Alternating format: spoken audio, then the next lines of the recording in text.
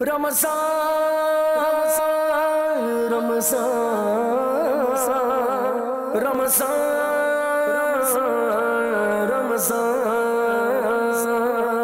रमज़ान रमज़ान रमज़ान। মাদানী চ্যানেলের দর্শক শ্রোতা, রমজান মাসের গুরুত্ব সবারই জানা। এই মাসের আগমনে মুসলমানের অন্তর খুশিতে ভরে যায়, জীবনযাপনের ধরনও পরিবর্তন হয়ে যায়, মসজিদ পরিপূর্ণ হয়ে যায়, ইবাদত ও তেলাওয়াতের আগ্রহ বেড়ে যায়। রহমতের দরিয়া এই মাসে বেশি পরিমাণে বইতে থাকে, ক্ষমার সুসংবাদ শোনানো হয় এবং গুনাহগারকে জাহান্নাম থেকে মুক্তি দেওয়া হয়। হে আল্লাহ, এই পবিত্র মাস যেন আমরা আবারও পাই। আলহামদুলিল্লাহ আজ্জা ওয়াজাল মাদানী চ্যানেল বাংলার 1440 হিজরির রমজানুল মোবারকের অনুষ্ঠিত সরাসরি অনুষ্ঠানগুলো প্রতিদিন পুনরায় সম্প্রচার করতে যাচ্ছে, যাতে থাকছে সাহারির সময় আবেগময় মুহূর্তে রহমতে ভরপুর অনুষ্ঠান ফয়জানে সাহারির কিছু ঝলক দেখে নেই। আলহামদুলিল্লাহ রাব্বিল আলামিন ওয়াসসালাতু ওয়াসসালামু আলা সাইয়্যিদিল মুরসালিন আম্মা বা'দ ফাআউযু বিল্লাহি মিনাশ শাইতানির রাজীম বিসমিল্লাহির রহমানির রহিম। আসসালাতু ওয়াসসালামু আলাইকা ইয়া রাসূলুল্লাহ ওয়া আলা আলিকা ওয়া আসহাবিকা ইয়া হাবিবাল্লাহ। আসসালাতু ওয়াসসালামু আলাইকা ইয়া নবিয়াল্লাহ ওয়া আলা আলিকা ওয়া আসহাবিকা ইয়া নূরাল্লাহ। মাদানী চ্যানেলের দর্শক শ্রোতা, আলহামদুলিল্লাহ আরও একবার উপস্থিত হয়েছি ফয়জানে সেহরি অনুষ্ঠান নিয়ে। আসুন অনুষ্ঠানের শুরুতে আমরা দুরূদ শরীফের ফজিলত শ্রবণ করি। প্রিয় নবী সাল্লাল্লাহু তাআলা আলাইহি ওয়াসাল্লাম ইরশাদ করেছেন, যে ব্যক্তি দৈনিক আমার উপর 50 বার দুরূদ শরীফ পাঠ করবে, আমি কিয়ামতের দিন তার সাথে মুসাফা করব। সাল্লু আলাল হাবিব সাল্লাল্লাহু তাআলা আলা মুহাম্মদ সাল্লাল্লাহু তাআলা আলাইহি ওয়াসাল্লাম। দর্শক, আজও আমরা ফয়জানি সেহরিতে একটি বিষয় নিয়েছি, আর তা হলো মার্জনা অর্থাৎ ক্ষমা। দর্শক, যে বিষয় আজকে নিয়েছি আমরা মার্জনা, আগে আমরা শুরুতে কোরআনে পাকের একটি আয়াতে কারিমার অনুবাদ শ্রবণ করি। 9 পারা সূরা আরাফের 199 নম্বর আয়াতে আল্লাহ তাবারক ওয়া তাআলা ক্ষমা সম্পর্কিত এই আয়াত যে কানজুল ঈমান থেকে অনুবাদ শ্রবণ করি। আল্লাহ তাআলা ইরশাদ করেন, হে মাহবুব, ক্ষমা পরায়ণতা অবলম্বন করুন, সৎ কর্মের নির্দেশ দিন এবং মূর্খদের দিক থেকে মুখ ফিরিয়ে নিন। ক্ষমা করে দেওয়ার বরকতে পরস্পর আপোষের পরিবেশ সৃষ্টি হয়, পরস্পরের সমস্যার সমাধান হয়ে থাকে, পরস্পরের অসন্তুষ্টি নিঃশেষ হয়ে যায়, পরস্পরের মাঝে ভালোবাসা বৃদ্ধি পায় এবং অন্তরে ঘৃণা ও বিদ্বেষের মনোভাব সৃষ্টি হয় না। সুতরাং যখনই কেউ আমার সাথে এমন আচরণ করে যাতে রাগ এসে গেছে বা রাগ হয়ে যায়, অনেক কষ্ট হলেও সেই রাগকে আমরা যেন একটু নিয়ন্ত্রণে নিয়ে আসি, আর যারাই করে এরকম তাদেরকে আমরা ক্ষমা করার চেষ্টা করি। কেবলা শাইখে তরিকাত আমির আহলে সুন্নাত দামাত বারকাতুহুল আলিয়ার জীবনের দিকে যদি আমরা তাকাই, তো তার জীবনের মধ্যে পাওয়া যায় আমির আহলে সুন্নাত দামাত বারকাতুহুল আলিয়া বলেন, আমার সাথে যারা ভুল করেছে আর ভবিষ্যতে যারা ভুল করবে, আমি অগ্রিম তাকে মাফ করে দিলাম। আল্লাহর ওলিদের খাসলাত তো এমনই হয়ে থাকে, তাদের অভ্যাস মোবারক এমনই হয়ে থাকে মানুষকে ক্ষমা করা। জুনায়েদ ভাই থেকে ইনশাআল্লাহ সংক্ষিপ্ত কালাম শুনবেন। আমায় কাছে ডেকে নাও না মদনী মদিনে ওয়ালে, প্রেমের সুধা পান করাও না মদনী মদিনে ওয়ালে। আমায় কাছে ডেকে নাও না মদনী মদিনে ওয়ালে, প্রেমের সুধা পান করাও না মদনী মদিনে ওয়ালে।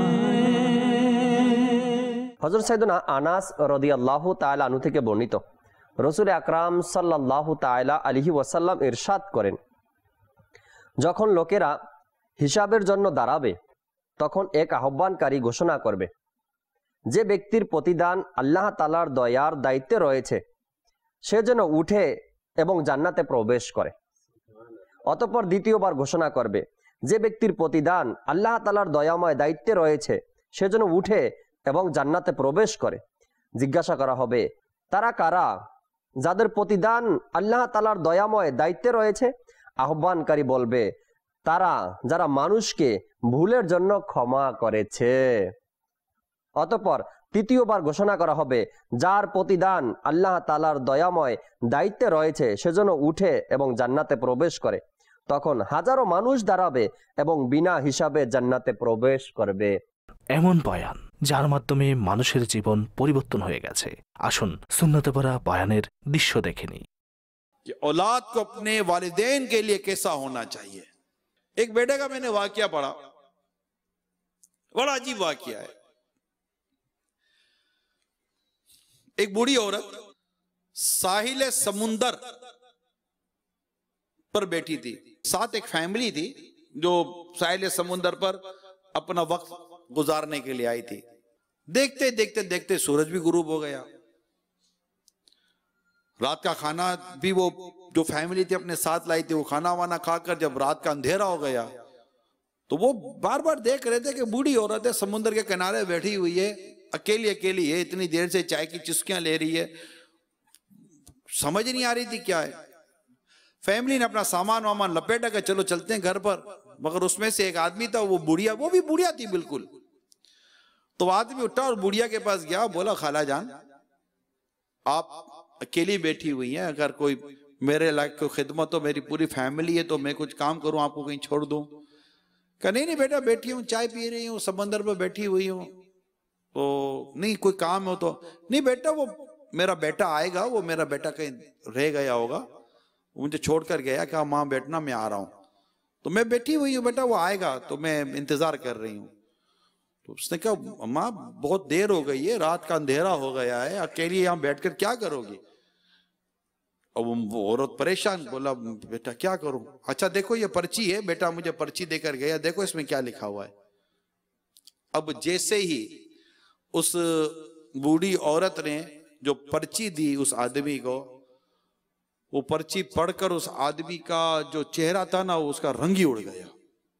आप सुनिए उस पर्ची पे क्या लिखा था, दिल के कानों से सुनिए कि उस पर्ची पे क्या लिखा था, मजमून क्या था उस पर्ची का। उस पर्ची का मजमून ये था कि ये रुका यानी ये पर्चा पढ़ने वाले से दरखास्त है, ये पर्ची पढ़ने वाले से दरखास्त है कि इस बूढ़ी औरत को ओल्ड हाउस पहुंचा दे। ये है आज की औलाद। मां इस दिन के लिए तुम्हें झूले दे देकर तुमको इसने बड़ा किया। माँ इतनी मसरूफ थी, तुम्हारे रोने की आवाज आई तो माँ सब कुछ छोड़कर भागी थी कमरे के अंदर के बेटा रो रहा है। कभी याद है माँ का दौड़ना, माँ का भागना। आज उन बूढ़े माँ बाप का हमारे पास कोई मोल नहीं है। माँ बड़ी होकर भी घर में नौकरानी, बच्चे बड़े हो गए, बच्चियां बड़ी हो गई, फिर भी माँ ही घिसेगी, माँ ही खिदमत करेगी। खुश नसीब है वो शख्स कि आखिरी दम तक यानी माँ दुनिया से रुखसत हुई और इस बात का यकीन हो कि मेरी माँ मुझसे राजी थी। खुश नसीब है वो शख्स कि जिसके वालिद साहब दुनिया से चले गए और उसके वालिद साहब उससे राजी थे। खुश नसीब है वो शख्स। इसलिए अगर माँ बाप को नाराज किया है तो उनको राजी कर लो कि ऐसा ना हो कि माँ बाप नाराज हो जाएं और जहन्नम की आग में जलना पड़ जाए। এখন দেখবেন মাদানী মুন্নাদের উপদেশমূলক মাদানী পুষ্পগুচ্ছ সম্বলিত অনুষ্ঠান ঘরে ঘরে রমজানের কিছু দৃশ্য। মাদানী চ্যানেলের দর্শক শ্রোতা আরো একবার উপস্থিত হয়েছে আপনাদের প্রিয় অনুষ্ঠান ঘরে ঘরে রমজান নিয়ে। বিসমিল্লাহির রহমানির রহিম। নুন ওয়াল কলামি ওয়া মা ইয়াসতুরুন। আজ আমি আপনাদেরকে যে ঘটনা শোনাবো এটা হলো রোজা ফরজ হওয়ার কারণ কি। রমজানুল মোবারকে কিছু দিন আমাদের প্রিয় নবী মক্কি মাদানী মুস্তাফা সাল্লাল্লাহু তাআলা আলাইহি ওয়াসাল্লাম হেরা পর্বতের গুহায় অতিবাহিত করেছিলেন। তখন হুজুরপুর নূর সাল্লাল্লাহু তাআলা আলাইহি ওয়াসাল্লাম দিনের বেলায় পানাহার থেকে বিরত থাকতেন আর রাতে আল্লাহ তাআলার জিকিরে লিপ্ত থাকতেন। তাই আল্লাহ তাআলা ওই দিনগুলোর স্মরণকে সতেজ রাখার জন্য রোজা ফরজ করে দিয়েছেন। যেন তার প্রিয় হাবিব সাল্লাল্লাহু তাআলা আলাইহি ওয়াসাল্লামের সুন্নাত স্থায়ী হয়ে যায়। রমজানুল মোবারক এই যে মুসলমানদের উপর ফরজ হয়েছে, এর কারণ শুনতে গিয়ে আমরা হুজুর আকরাম সাল্লাল্লাহু তাআলা আলাইহি ওয়াসাল্লাম একটি গুহার মধ্যে অবস্থান নিয়েছিলেন। ওই গুহার নাম কি, কে বলতে পারবেন? আল্লাহ আল্লাহ সুবহানাল্লাহ। সব মাদানী মুন্না হাত তুলেছেন, আমরা কার থেকে শুনবো? সবার শেষে যিনি আছেন আব্দুর রহমান হোজাইফা আত্তারি ভাই আমাদেরকে আজকে এই প্রশ্নের উত্তর দিবেন, হুজুর আকরাম সাল্লাল্লাহু তাআলা আলাইহি ওয়াসাল্লাম কোন গুহার মধ্যে অবস্থান করেছিলেন? জি, হেরা গুহা। সুবহানাল্লাহ। আপনাদের জন্য দ্বিতীয় প্রশ্ন, আমার হাতের বামে যারা আছেন, এবং শেষ প্রশ্ন, ঠিক আছে? রমজান মাসে তারাবি যে আমরা আদায় করি, এই তারাবি কত রাকাত, কে বলতে পারবেন? হাত তুলবেন। মাদানী মুন্নারা সবাই হাত তুলেছেন, কিন্তু দর্শক শ্রোতা অনেকেরই প্রশ্ন আসে আমাদের কাছে, রমজানে আমরা কত রাকাত তারাবি নামাজ আদায় করব? কেউ বলে 12 রাকাত, কেউ বলে 8 রাকাত, কেউ বলে 20 রাকাত। দাওয়াত ইসলামের মাদানী মুন্না থেকে আমরা শুনবো যে রমজানুল মোবারকের কত রাকাত তারাবি নামাজ আমরা আদায় করব। জি, আজকের প্রশ্ন আমাদের খুরশেদ ভাই দিবেন। জি খুরশেদ ভাই, রমজানুল মোবারকের তারাবি কত রাকাত? রমজানুল মুবারকের তারাবি 20 রাকাত। সুবহানাল্লাহ। ইফতারের পূর্ব মুহূর্তে আল্লাহ তাআলার দরবারে দোয়া করা হয়েছে, যার কিছু আবেগময় দৃশ্য দেখে নিই। প্রিয় ইসলামী ভাইয়ের এবং মাদানী চ্যানেলের দর্শকবৃন্দ, মুনাজাতে ইফতারের মধ্যে আপনাদের সকলকে স্বাগতম। প্রসিদ্ধ মুফাসসির হাকিমুল উম্মত হযরত মুফতি আহমদ ইয়ার খান নাইমি রাহমাতুল্লাহি তাআলা আলাইহি হাদিসে পাকের এই অংশ যে নিশ্চয়ই জান্নাতকে বছরের শুরু থেকে আগামী বছর পর্যন্ত রমজানুল মোবারকের জন্য সাজানো হয়, এর আলোকে মিরআত 3য় খণ্ডের 142 থেকে 143 নং পৃষ্ঠায় উল্লেখ করেন, অর্থাৎ ঈদুল ফিতরের চাঁদ দেখা দিতেই পরবর্তী রমজানের জন্য জান্নাতকে সাজানো সজ্জিত করা শুরু হয়ে যায় এবং বছর জুড়ে ফেরেশতারা তা সাজাতে থাকে। জান্নাত স্বভাবতই সাজানো গোছানো, তারপরও আরও বেশি সাজানো হয়। অতঃপর সাজসজ্জাকারী যদি ফেরেশতারা হয় তবে কিরূপ সজ্জিত হতে পারে এই সাজসজ্জা আমাদের ধারণা ও কল্পনার বাইরে। অনেক মুসলমান রমজানে মসজিদ সাজায়, সেখানে চুনকাম করায়, পতাকা লাগায়, আলোকিত করে। এর মূল উৎস হলো এই হাদিসে মুবারাকা। আসুন ইনশাআল্লাহ আজ্জা ওয়াজাল দোয়ার জন্য আমরা দোয়ার দিকে এগিয়ে যাচ্ছি। মৃত্যু সজ্জা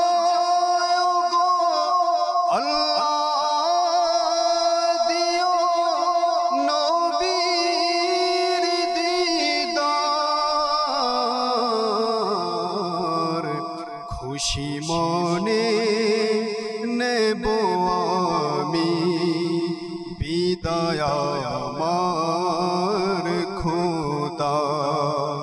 মালিক ও মৌলা আমাদের মা বাবাকে, সমস্ত উম্মতে মুসলিমাকে তুমি মাফ করে দাও।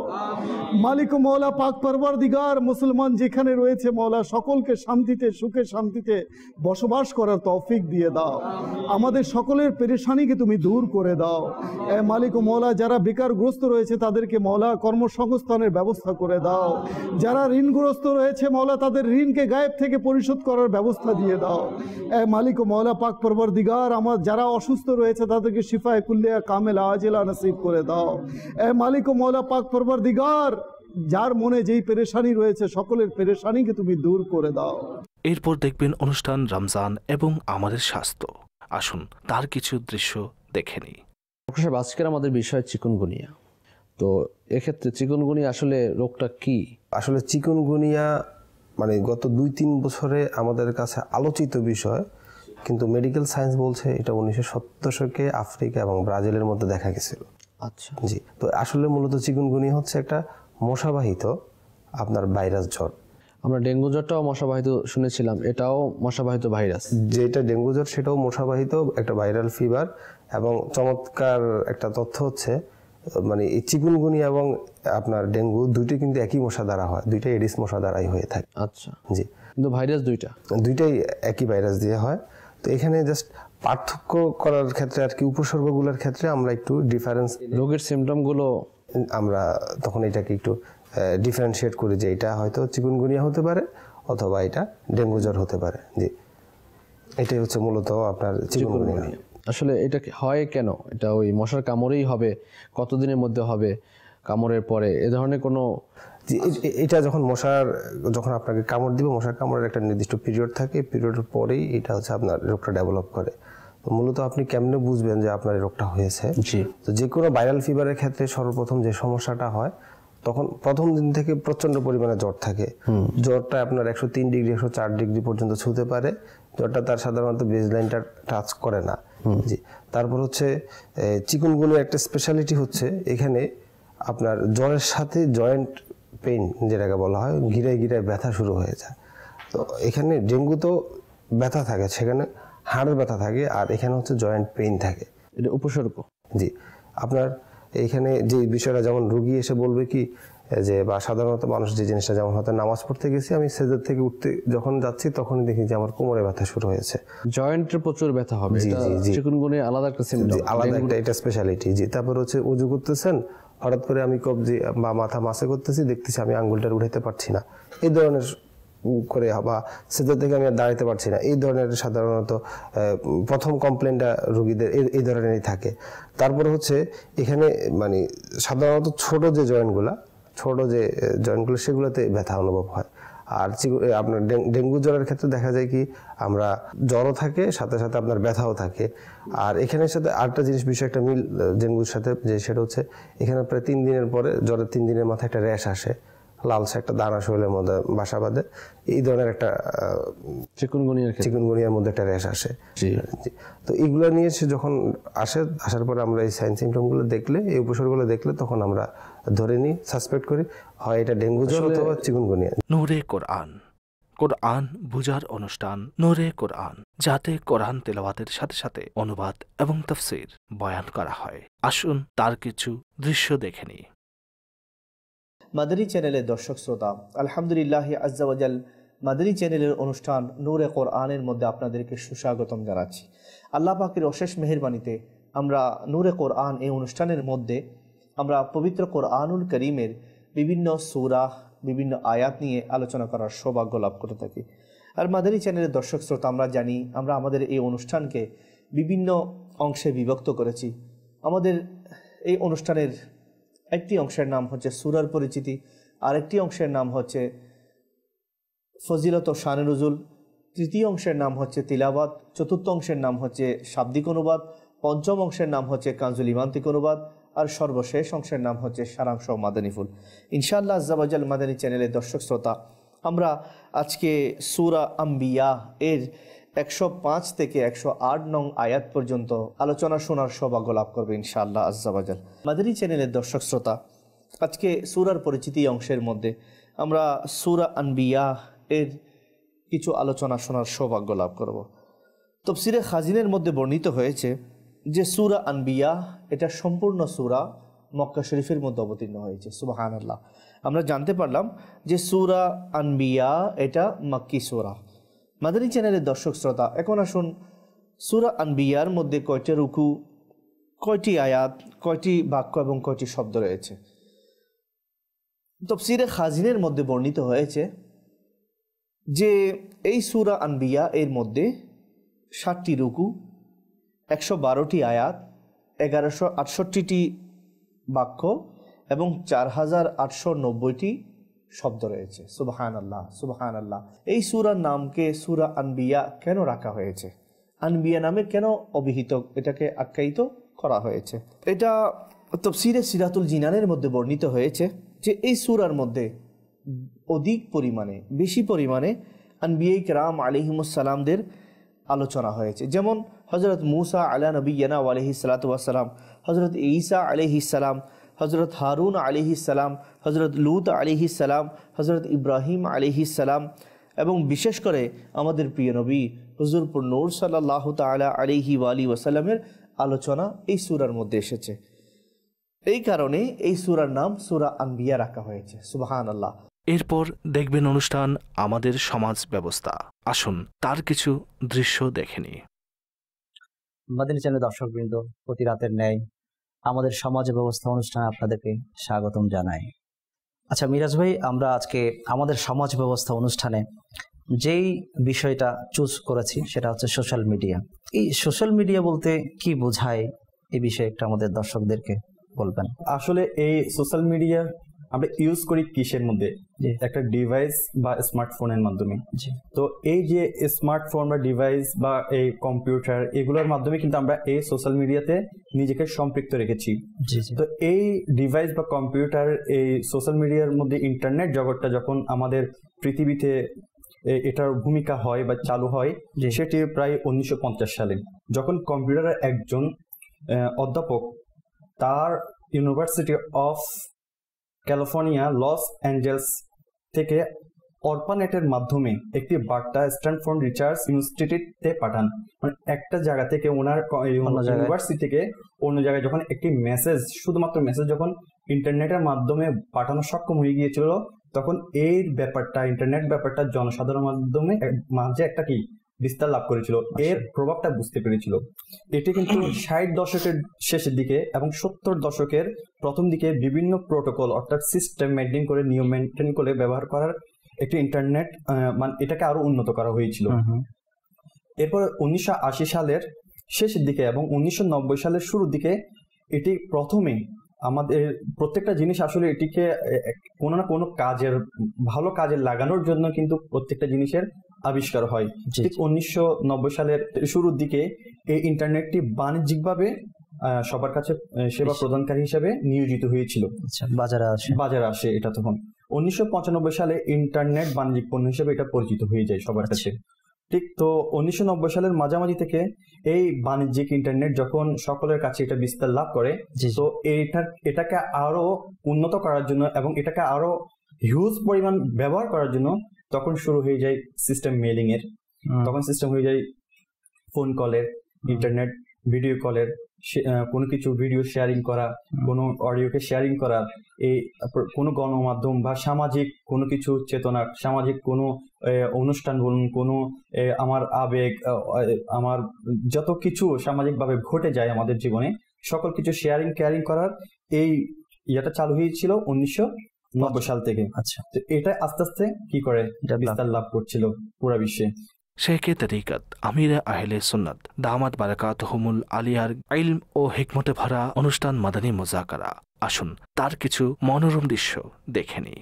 मेरा अमीर अहले सुन्नत से ये सवाल है कि मैं एक बेकरी में काम करता था, वहाँ पे नलाने मुबारक के केक बनाए जाते थे 12 रबीउल अव्वल पे।